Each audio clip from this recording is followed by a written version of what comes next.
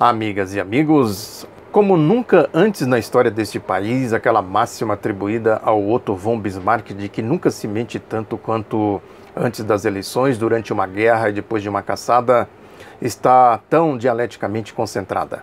Nós temos as eleições aí do processo golpista, essas eleições complicadíssimas, temos a guerra midiática, ideológica, de ódio de classe da direita contra o povo, e temos essa caçada infame, indecente, cruel, covarde contra a ideia Lula, mais do que a pessoa do ex-presidente Lula, é a ideia Lula, né? Tem aí o exemplo desta declaração da presidenta do PT, a Gleisi Hoffmann, a esse site Poder 360, dizendo que se o Lula for preso vai morrer gente. É uma declaração infeliz, mas isso vem sendo impiedosamente utilizado para estimular essa guerra, esse ódio, né, sobretudo aí pelo Grupo Globo. O Grupo Globo assumiu o julgamento do Lula, né, o vértice de todo essa sujeira do espectro da Operação Lava Jato é o Grupo Globo. Portanto, ele já fez o julgamento, já deu a condenação. Eu comentei aqui no vídeo passado o editorial do Grupo Globo, que eles já diz que já sabem quem são os que fizeram as ameaças aos desembargadores, que foi lá o presidente do TRF conversar com a Carmen Lúcia, foi o presidente da Associação de Juízes também. É toda essa pantomima aí, né, todo esse jogo midiático, jogo do Grupo Globo, claramente, né, é isso, né, o Globo assumiu o julgamento. Ele está fazendo o julgamento, já deu a sentença. O Merval Pereira também comentei aqui ontem. Aliás, ele faz uma confissão hoje na sua coluna que chama a atenção, né? Primeiro ele agride a Gleisi Hoffmann de maneira covarde, que é típico dele, né? Gente aí do submundo, né? Dizendo que o PT está buscando confronto, né? Que a declaração da Gleisi é um retrato fiel da escalada de radicalização. Ele diz, por enquanto, retórica. Né, que os aliados do ex-presidente Lula estão fazendo, isso é, por enquanto, retórica. Ele diz aqui que é uma irresponsabilidade conclamar a militância petista a reações violentas, não sei. Olha só o nível da retórica, como ele é sujo. Né, e faz aqui uma revelação dizendo que os que ameaçaram os juízes do Tribunal Regional pelo Facebook já foram identificados pela Polícia Federal e podem sofrer consequências ainda antes do dia do julgamento. Como é que ele sabe disso? A Polícia Federal foi lá e falou para ele como é que é. Ontem ele comentou isso e inclusive fez defesas de corrupções. Eu comentei isso aqui na coluna dele. Os 3 desembargadores que vão julgar o Lula, né, envolvidos em denúncias de corrupção. Né? Não tem outra definição não ser corrupção. Um é compadre do Sérgio Moro, o relator da Lava Jato, o João Pedro Gebran Neto, né, que a defesa do Lula pediu esclarecimentos e até hoje eles não deram, nem ele nem o Moro. O outro leu mais de 1000 páginas por dia, que é o relator. E o outro estourou o teto salarial, assim como o Sérgio Moro.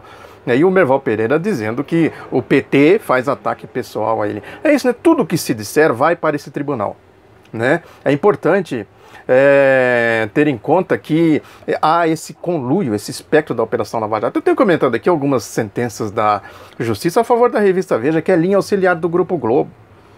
Eu recuperei aqui até um caso que é passado, mas ilustra bem esse conluio todo. É um caso ainda da época do Mensalão, na época, deputado Paulo Rocha, do PT do Pará, que a juíza da 10ª Vara Federal, Maria de Fátima Costa, disse durante uma audiência, o senhor não vai bagunçar a minha audiência, aqui não é a Câmara dos Deputados. Olha o nível que chega, vejam como é um conluio. Né? É exatamente isso. Tem uma máxima aí do Tancredo Neves, mineiro, né? Matreiríssimo, que ele dizia o seguinte, né, que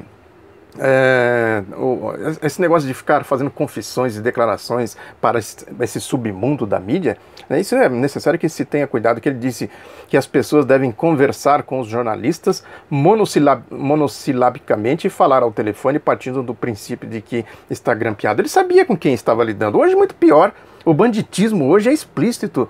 Né, a base de tudo isso é a fake news, o jornalismo acompliciado, né, as notícias falsas. O povo não tem a menor noção da realidade dos fatos. O caso do triplex do Lula é um exemplo claro disso. Criaram aí esses nichos de corrupção, esses esgotinhos antagonistas da vida que se alimentam basicamente de fake news. Bandidagem que se alimenta, bandidagem virtual, tá cheio deles aqui. Eu falo muito do antagonista porque é o preferido da Lava Jato, é o porta-voz da Lava Jato. né, aí no submundo, que joga na boca dos cachorros loucos tudo que eles vivem soltando aí nas ruas, nessas manifestações. Somos todos Sérgio Moro, viva Lava Jato, coisa do tipo, os corruptos, né, sem contar o banditismo virtual aí de bolsonaristas e MBL e tudo mais, né, que fica exatamente... Esse banditismo virtual é alimentado nesses esgotinhos que, por sua vez, se abastecem na grande fake news, que é o esquema da mídia. É importante a gente ver isso. Os próprios procuradores, né, os promotores, os boquirrotos da Força Tarefa da Operação Lava Jato vivem em conluio, compliciado com essa gente. Eu falo aqui de Josias de Souza, né, sobretudo, e a turma do antagonista, desse Hélio Schwartzman, por exemplo, aí da Folha e outros mais, que vive lá sendo elogiado pelos boquirrotos.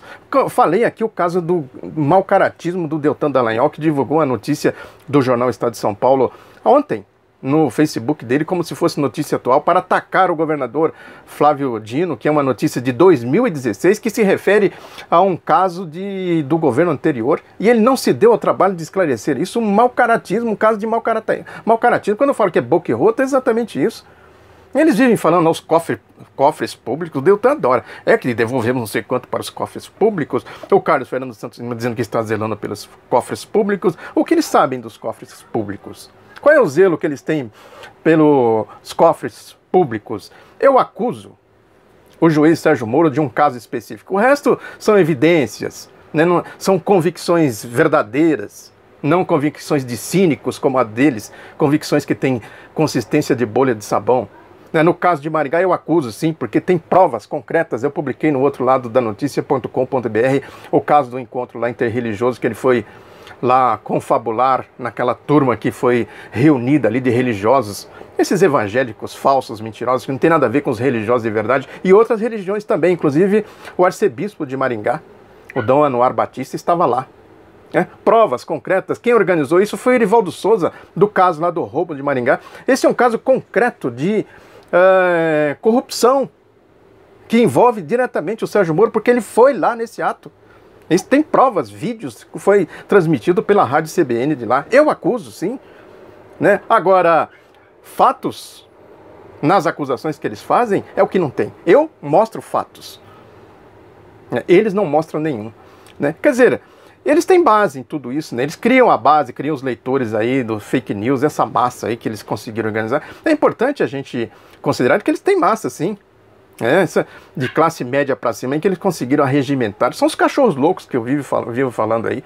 É o Lula, à medida que ele pôs a grande massa do povão, o povo de verdade, em movimento, certamente, né, isso despertou o ódio de classe, né, que é aí que a fake news, o ódio, né, a corrupção toda envolvendo eles sobrevive, né, e fazem aí todas as suas manobras. É a lógica da fake news, né, omitir os fatos.